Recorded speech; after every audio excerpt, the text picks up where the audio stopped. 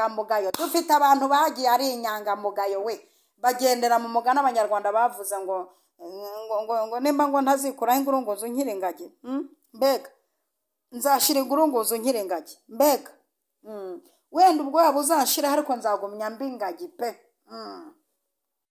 Hari abantu baharaniye ubunyangamugayo mu rwego bafashe n'umwanzuro kuba babipfira we, abo babisefuwe, mbega abana b'abahungu babaye inyangamugayo. Ubu se tuzayita shambure supermarket ubu hari ibintu yewe ngenda nkabona ndi nyirabagenzi ndagenda nkabona kwera ukibaze se ubu, kandi mu kanya gato agahamagara, aro mundangire umuganga uvura amasinezite mu rugo tumaze iminsi turwara amasinezite. Ese urumva uzwa n'iki kurwara amasinezite uraruhumeka ibiryo cyako mana, mufite n'ibibazo bikomeye kabisa mana bare. Turabashuhuje inshuti bakunze ijambo ry'Imana, bakunze bayicano Eva Mama Lionel, turabasuhuje. Imana ibahereze umugisha wowe uhisemo gufata umwanya ugafungura iki kiganiro kugira ngo wicare ucyumve. Imana iguha umugisha, uhisemo neza kuko ugiye kumva ijambo ry'Imana, ijambo ryaguhindura, ijambo ryahindura umutima, ijambo ryahindura umubiri. Uhageze nonaha wibuke gusiga ukanze subscribe kugira ngo ibyigisho byose bizajya biboneka bijye bikugeraho, hanyuma nawe uhamenyereye ugubwe neza. Kandi nubona wumvise ikiganiro kumva kirakuryoheye, ucyoherereza abantu bakunda ijambo ry'Imana. Ndabizi ko utunze abantu benshi muri telefone yawe bakunda ijambo ry'Imana, jya uhita uboherereza bafashwe n'ijambo ry'Imana. Abantu bari muri iki gihugu cy'u Rwanda aho muherereye hose, haba mu byaro cyangwa mu mujyi, mbasabiye kugubwa neza mu izina rya Yesu. Imigisha Imana itanga ikomeze ibagereho. Hanyuma ndasabira umugisha kandi abantu bankurikirana bari mu mpande enye z'isi, Imana ibaha umugisha kandi umutima wanjye uguwe neza kubagira, ni iby'igiciro. Mvuze ngo namwe hari ukuntu muri imbaraga zanjye ntabwo naba mbazamuye cyane, turabizi ko Uwiteka ari we mbaraga zacu, ariko namwe muri imbaraga zanjye. Iyo nicaye nkabona abantu bangana gutya bankurikirana, nanjye numva muri imbaraga zanjye. Birashoboka ko aka kanya ugiye gukurikira ijambo ry'Imana urwaye rikubera umuti ukiri. Nimba kandi ugiye kunkurikirana ufite ikibazo cy'indwara yananiranye, nifuza ko Uwiteka muri iki kiganiro agukiza. Haleluya. Birashoboka ko ugiye kunkurikirana uri muri situation itari nziza, umaze igihe uri umushomeri, umaze igihe ukora ntibigende, ayo ukoreye ukabona ntibivamo. Ndakwinginze ngo utuze umutima. Muririmbyi yararirimbye ngo urugamba ruzashira guma mu ntambara, ashyiraho n'ijambo nakunze cyane rivuga ngo buracya hanyuma. Imana rero ikugirire neza cyane kandi ikomeze kwagura ihema ryawe, ikomeze kuguha imbaraga n'ubutwari muri ibi bihe, kandi uyu mwaka uzakomeze kubabera mwiza. Uyu mwaka uzabe umuntu w'indashyikirwa mu muryango, mu itorero, mu gihugu. Uyu mwaka uzakomeze kuba umuntu w'indashyikirwa. Yesu abaha umugisha. Rero nagira ngo dutangire dusenga Imana, kandi aho uri hose uce bugufi. Guca bugufi si ugupfukama gusa, ushobora kuba utwaye n'imodoka ariko muri wowe ukumva uciriye Imana bugufi. Ushobora kuba uri mu muhanda ugenda n'amaguru ariko ukumva uciriye Imana bugufi, kuko ni Imana ikwiriye icyubahiro, ni Imana ikwiriye gucirwa bugufi. Reka dusenge Imana. Mana ishobora byose, turagushimiye cyane. Nsanze nta yindi Mana ikwiye gupfukamirwa, ukwiriye icyubahiro. Ntabwo uzabura icyubahiro. Twateranye tuguha icyubahiro, abo wagiriye neza, abo warinze, abo watabaye, abo wakuye mu kaga, abakuye mu kaga n'akangaratete. Turagushimiye ko tukiriho. Kuba turiho no kubera urukundo rwawe. Watanze ingabo nyinshi zirapfa kugira ngo tube tugihumeka. Turabigushimiye. Ibi ntabwo tubifata nk'ibintu byoroheje, kuba turiho ntabwo tubifata nk'ibintu bisanzwe. Ni urukundo rwawe rwagusabye umutima. Habwa icyubahiro Nyiringabo Imana. Ukuboko kwawe kwiza kubane natwe, kubane n'umuntu wese ugiye kumva ijambo ryawe, kandi rigira ahantu rimukura, rigire n'ahantu rimushyitsa. Ndagushimiye kubana natwe dutangira kugeza dusoza. Izina rya Data wa twese, Umwana n'Umwuka Wera. amen. Aho uherereye uvuge ngo amen. Tugiye kuganira amagambo y'Imana. Turasoma ahantu hatatu. Turahera mu gitabo cy'Imigani igice cya 28 umurongo wa 6. Imigani igice cya 28 umurongo wa 6 haravuze ngo umukene ugenda ari inyangamugayo aruta ikigenge naho cyaba ari igikire. Niko umurongo uvuga. Umukene ugenda ari inyangamugayo aruta ikigenge naho cyaba ari igikire. Dusome mu butumwa bwiza bwa Yesu Kristo uko bwanditswe na Mariko igice cya 12. Mariko igice cya 12 umurongo wa 14. Umurongo wa 14 haranditswe ngo baje baramubwira bati mwigisha tuzi yuko uri inyangamugayo kandi nturobanura abantu ku butoni kuko utita ku cyubahiro cy'umuntu wese ahubwo wigisha inzira y'Imana by'ukuri. Mbese amategeko yemera ko duha Kayisari umusoro cyangwa ntiyemera? Dusoreze mu Bafilipi. Dusoreze mu rwandiko Paul yandikiye Abafilipi igice cya 6 umurongo wa 3 haravuze ngo ku by'ishyaka narenganyaga itorero, ku byo gukiranuka kuzanwa n'amategeko nari inyangamugayo. N'ayo magambo tugiye kuganira meza aryoshye. Ijambo ryitwa kuba inyangamugayo si ubwa mbere uriyumvanye mu kanwa kandi si n'ubwa nyuma. Tuzakomeza kubivuga kuko aya masaha ndashaka kwigisha ku ijambo rivuga kuba inyangamugayo, kandi ndashaka kukwigisha kuba inyangamugayo muri bike nzi numva umwuka yashyize ku mutima. Salomo umunyabwenge bwinshi cyane yaravuze ngo umukene ugenda ari inyangamugayo aruta ikigenge naho cyaba igikire. Aruta ikigenge kigenda gisaba amadeni muri banki ntikiyishyure, aruta ikigenge kigenda gisaba kikopesha ibiryo mu mabotike ntikishyura akaba amaze guhombya abantu nk'icumi mu mabotike. Ubu hari abantu bagiye bahomba kubera ibi byigenge by'ibikire. Hari umuntu wambwiye ati igihe abakire ni nabo bananyambura, abakene ndabakopa bakanyishyura muri duke twabo bakaza bakatunyishyura, ariko abakire barantaye barampombeje ndagiye. Salomo yarangije avuga ati mukene ugenda ari inyangamugayo aruta ikigenge cy'igikire.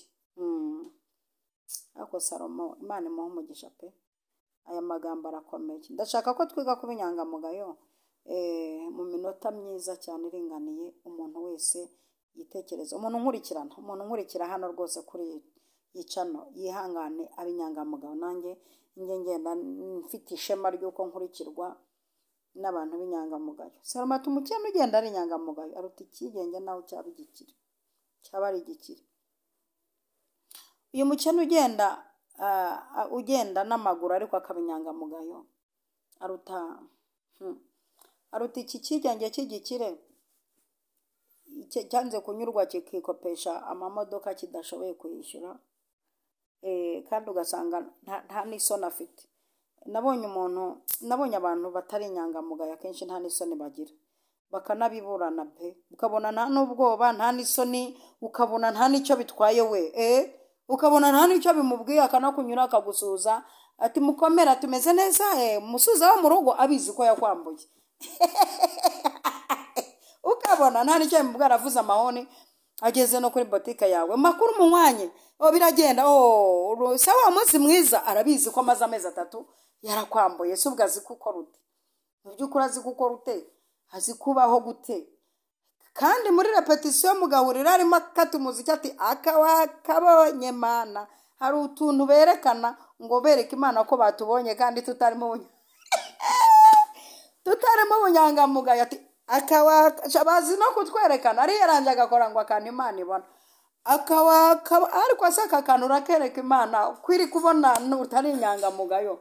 Nako nyine ngako nyine agakiza agacyo utari inyangamugayo urimo uvumwa n'abantu barenze 5 muri karitsiye, umukozi ukorera buri kwezi ko agiye kwicwa n'agahinda, agize kutabona agasupu agateka umuhagaze hejuru agize kutarya akanyama uzimuha wazibaze. Ari umugi ayiwe mana uhuduye kuba inyangamugayo. Hari umukire umwe nigeze gusura, kuko nsura benshi ntabwo muri bumenye uwo ari we. Baba baruye inyama, aragezegera, yari inkoko. Mbere y'uko twigaburira mbona arimo arashyiramo ifurusheti ahindukiza. Ngira ngo wenda ari gushakira abantu b'abashyitsi ibituza n'amaguru ngo babe ariyo barya, naho ari kuyibara ngo arebe ko yuzuye. Maze aza kuburamo ahantu ku gituza, yasohotse na kamera nyinshi cyane. Abwira umukozi atumva ati hari inyama iburaho ya hano. Umukozi ati wari wambwiye ngo nisigire inyama imwe niyo nari nisigiye. Ati nta mukozi urya igituza, mukozi arya ishingo. Kandi burya nawe aba afite amatsiko yo kurya agatuza sha, nubwo ushaka inkoro akora muye, ariko byibuze mujye mubabera inyangamugayo nabo mubahe ku gatuza k'inkoko bumva uburyo Yesu agira neza. Mukanya umaze umukozi ntaza agacyayi k'amata, ntazi niduye iraza ku musego. Ubu hari abantu bafashe umwanzuro wo gushyira sitoke y'ibiryo mu buriri. Iruhande rw'ivarize hari umuceri, iruhande rwa garderobe hari kawunga, iruhande rw'igikapu bikamo amashuka hari sibwo hari ikira hari utwo dukaroni. Iruhande rw'umusego hirya aho umugabo yuririra hari akajerekani ka ji, hirya aho wuririra hari akajerekani k'ubuto. Mbega ufite botike mu cyumba cyawe.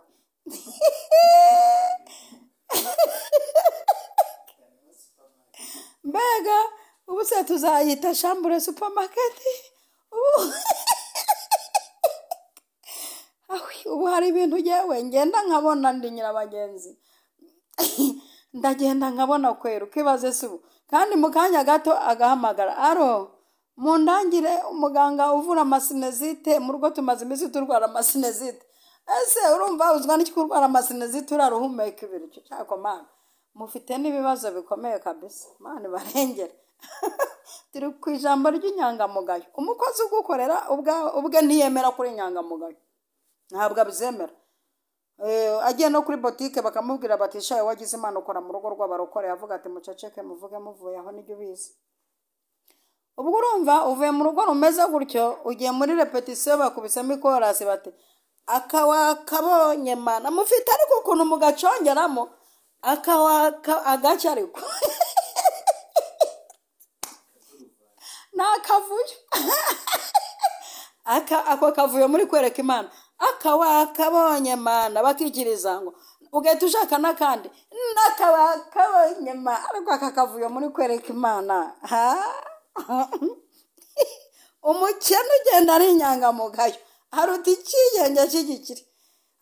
Imana izandinda gukora kubana n'ikigenge cy'igikire, izanyehera aba bakene bagenda n'inyangamugayo.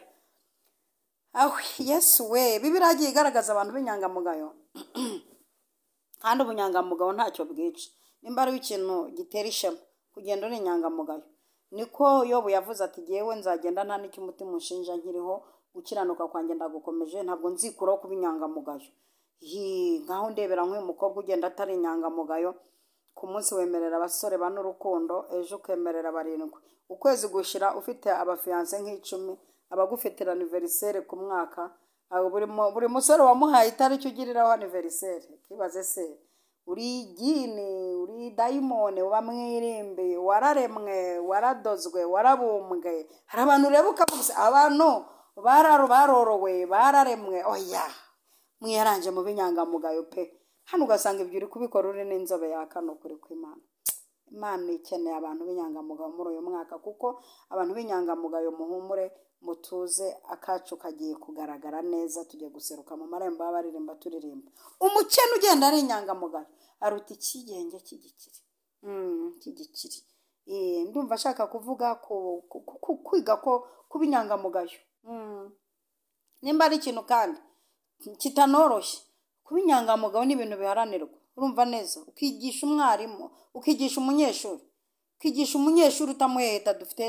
Dufite n'abarimu bo mu rwego ntazi aho baturutse baje kwigisha abana bacu banabaheheta.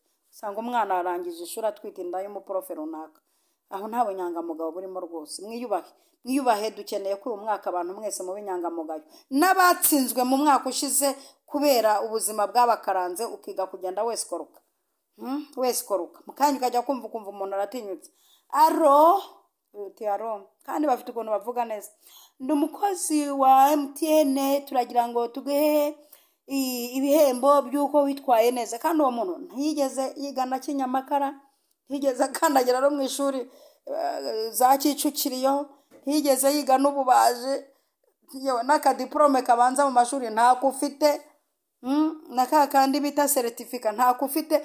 Ari kuri Eranje wigize umukozi wa MTN, urariganije, kandi mukanya bakubona disiwe. Imana ikeneye ko abantu babinyangamugayo muri serivisi runaka ukoreramo. Ntabwo ari ngombwa ngo ubinyangamugayo uri umurokore, uri umupene cyangwa umudive cyangwa umuyehova cyangwa umusiramu cyangwa binyanga. Nushaka ubutagira aho usengera ari kubinyangamugayo, ntubura agakiza ngo ubure n'ubunyangamugayo.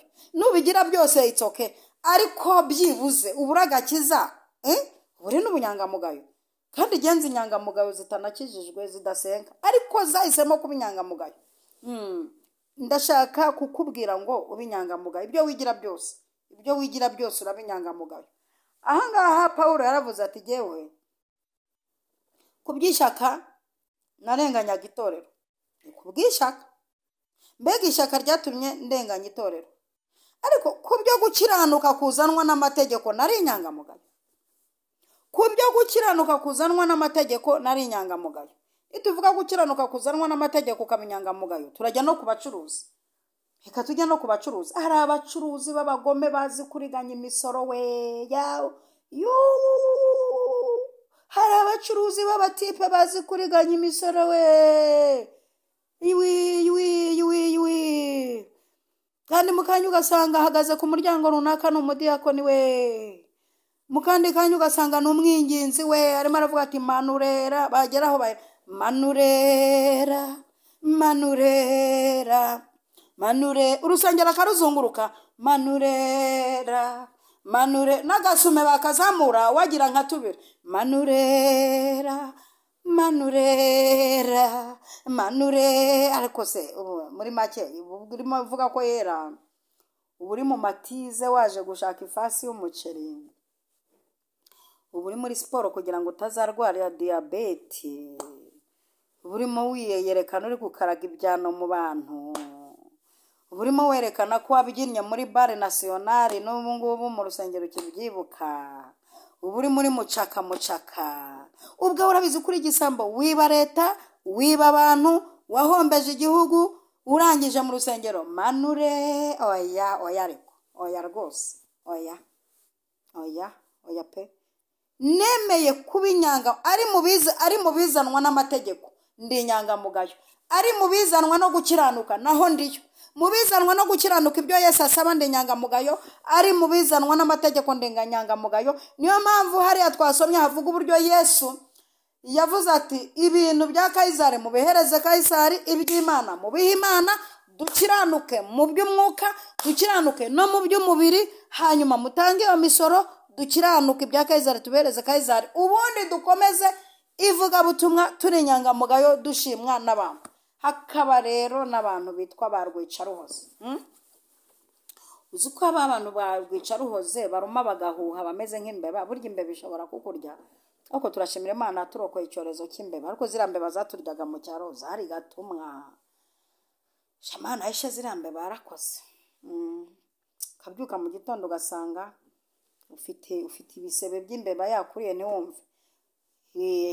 Iruma igahuha. N'ubwo hari abantu barwicaruhoze baruma bagahuha, bagenda bigengesereye, bamwe bagendera bati ngwino Roho Mutagatifu usanganye imitima yo kwemerwa gukunda, abandi bagendera muri Yesu ashimwe.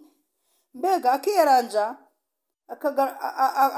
akerekana housing yuko ari umwana mwiza kandi ari impyisi. Akiyaranja akiyambika uruhu rw'intama akageza no hasi ku gitsembetsembe imbere abizi ko ari impyisi. Yesu ashimwe. Akabivuga aciye bupfa. Yesu akomeze kubarinda.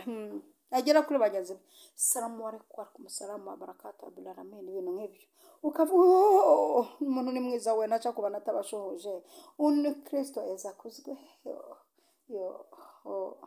Yesu we abo umuntu akiyaranja akabarwicara waze we ukabona umuntu n'umwana mwiza yagezeyo ariko yagera iwe.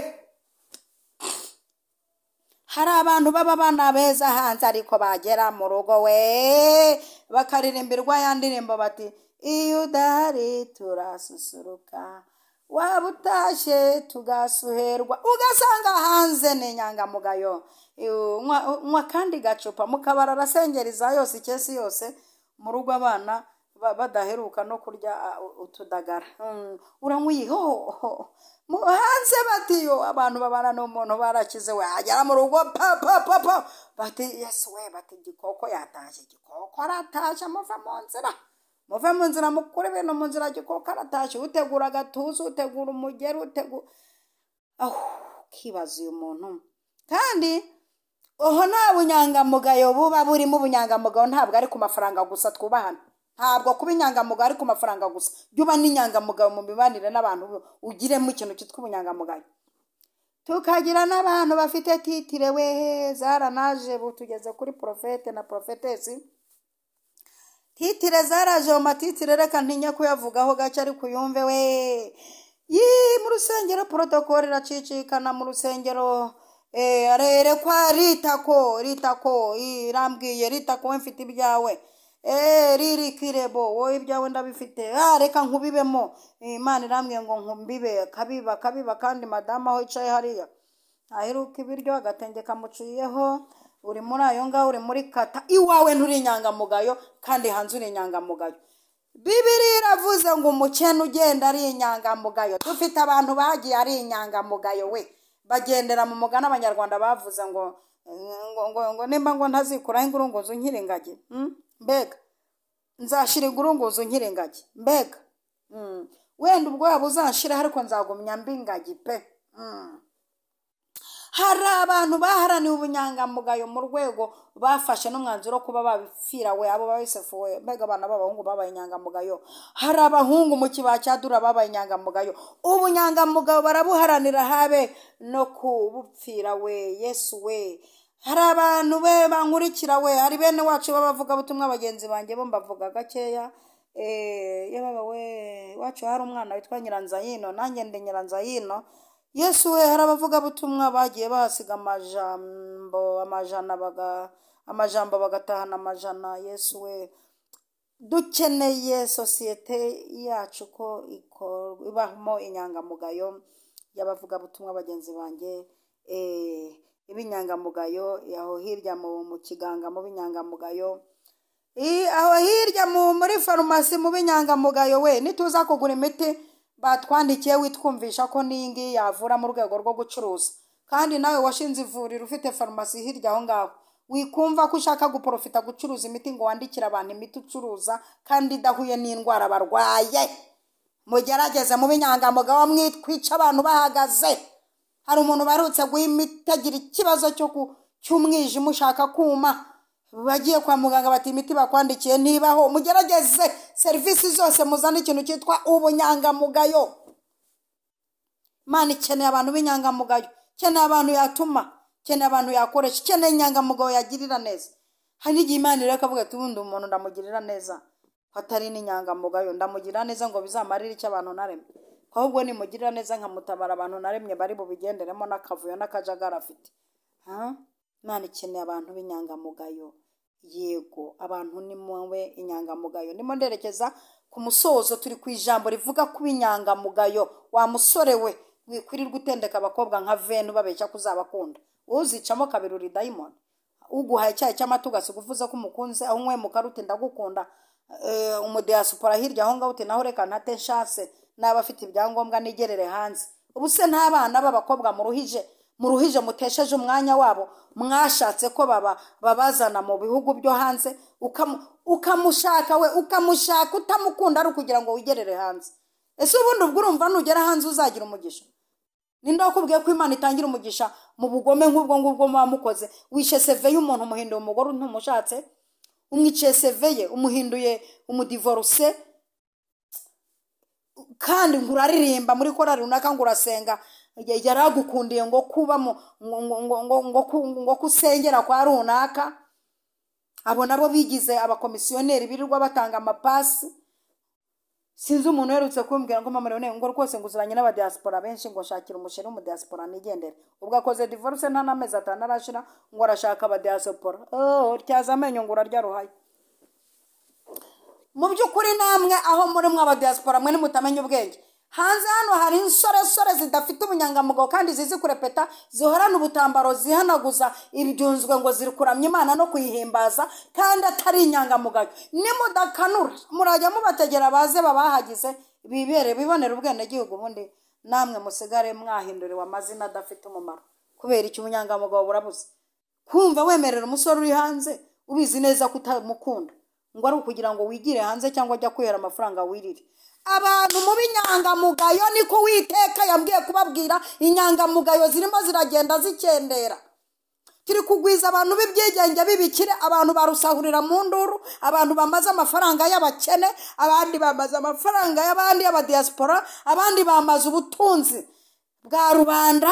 Ntabwo muri inyangamugayo kandi murashaka kwicara ku gatuti mugaragaza ko muri inyangamugayo mutarizo. Mani tugirire neza cyane. Ndashaka ko dusenga Imana ishobora byose. Imana iguha imbaraga ubinyangamugayo. Kwa mudamu ubinyangamugayo reke kuza wikwigiranya n'inyinshi mu rugo iwe kandi uzi kuvuye gusambana. Nurangiza ngo uze kwihoberesha umugabo umusoma, mugambanishiriza umwana w'Imana kumusoma, dore ko ayo mabizu yanyu nayo turimo tuyigaho. Izo bizu za buri monota, muri salo muri cawe bizu, kandi je izo bizu nanazigiraho n'ikibazo. Yena nazikritika izo bizu zanyu mwihaye muri sara, abashyitsi barateranya, abana barateranya mu muhanda, mu modoka, izo bizu. Nabonye aho Yesu bamusomagura bamugambaniye. Mukanya gatoya tukajya tukumva ngo bagufatira runakuri kubyara abana batari mu mugabo wawe kandi uba mu nzu y'Imana. Binyangamugayo ariko emera unyurwe n'ubukene buri mu rugo rwawe. Wige gukora ukoresheje imbaraga ubinyangamugayo, ntiwige gukoresha imbaraga zo gukura ibyinyo no guteka imitwe. Agira ngo dusenge Imana kugirire neza, igufashe kurengera. Imana ikwambika imbaraga. Kari bigira hino dusenga. Ndakwinginze ngo wongere utekereze kuri iri jambo. Uvuga uti wa Mana we, ese ndi inyangamugayo?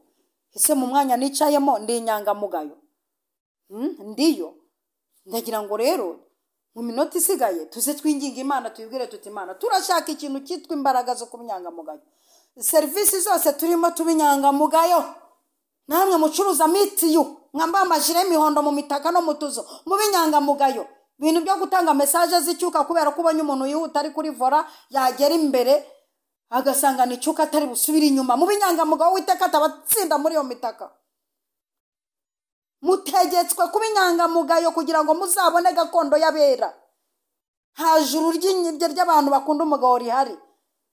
Yego dukeneye ko ugenda uri inyangamugayo, apana kugenda uri ikigenge aho unyuze hose warabaye ikigenge. Dukeneye urubyiruko rw'inyangamugayo rwuzura umwuka wera, apana kunywa ibiyobyabwenge mukanya ukajya mu rusengero ukajya gukubita ingoma kandi ubizi ko unywa ibiyobyabwenge. Urumva ibyo kubura urubyiruko uzi aho bagurira prudence utazi aho bagurira Bibiliya. Aho bagurira prudence urahaza ariko aho bagurira Bibiliya nawe uzi. Warangiza ukaza mu rusengero ngo Mana izo ni imbaraga zawe. Oya ariko ujye mugabanya imitwe. Mana izo ni imbaraga zawe. Imbaraga z'Imana zikwigisha kujya kugura prudence hepfo ngaho muri boutique. Oya rwose please mutubabarire. Muvana amasigara mu kanwa, muvani izo mogi mu kanwa, muvani two tuyoga mu kanwa. Yesu we sinzi giterane merutse kujyaho protocol anyakiriye numva ni inzoga nsansa. Arangije mbere ikigeragezo bakajya bamuntumaho akageza kunyongorera izo mbega inzoga mva munywa n'ubuyoga bupireka mbabwiye muri n'abakene munywa n'ubuyoga bwa make. Cyagwane no kugwa ku buyoga bwa make bumwe bwica vuba bumwe bunuka bumwe utambuka kumva no mu makote no mu masogisi bwagezemo. protokolo. Umuntu w'umurokore, umuntu ufite ibyo akora mu nzu y'Imana ukanywa inzoga, ngo ntaho Bibiliya yigeze igaragaza ko kunywa inzoga ari icyaha? Hari ibyo mubikura he? Reka twemere wenda ko Bibiliya ivuga ko atari icyaha, nubwo ivuga ko vino ari umukobanyi. Aho ubundi ubwo wumva utanukira abantu, biranuka. Mujye mwiga no gusiremuka.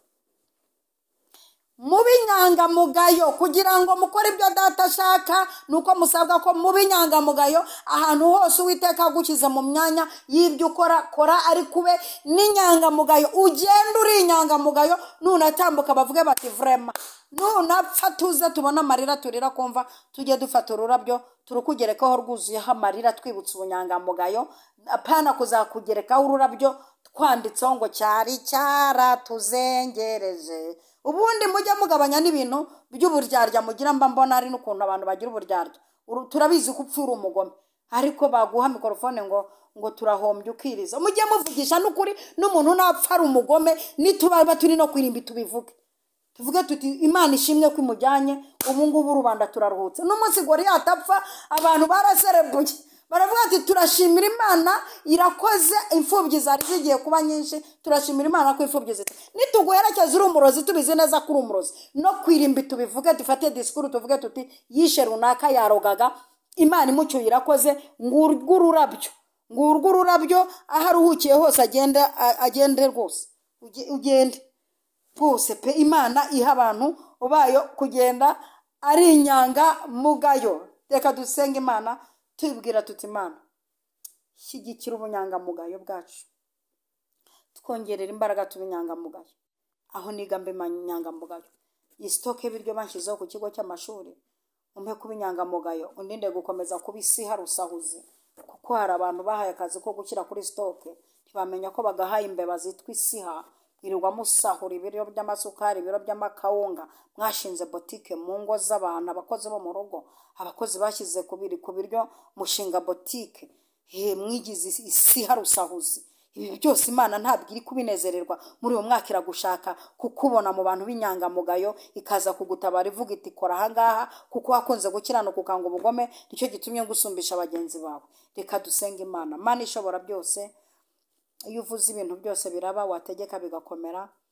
Ngushimiye neza utarondoreka, awuhanye nawe, urakomeye, witwishobora byose. Ndagushimiye cyane ko utuganirije ijambo ryiza, wibukije ko abantu bagomba kurepeta ariko ari inyangamugayo, bakavuga ubutumwa ari inyangamugayo, bakagusenga ari inyangamugayo, bakaririmba ari Alleluya, bakaririmba ari inyangamugayo, yego, bakiyiriza ubusa ari inyangamugayo, bagahembwa imishahara buri kwezi ari inyangamugayo, bakambara imikaraka bayonga ari inyangamugayo, bakambara amakote n'imisaraba ari inyangamugayo, bagasezeranya ari inyangamugayo.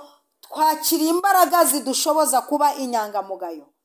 Urakoze, ndagushimiye Mana kubikorera kwiyubahisha. Bisenze shima mu izina rya Data twese, Umwana n'Umwuka Wera. Amen, amen, amen. Shalom, shalom.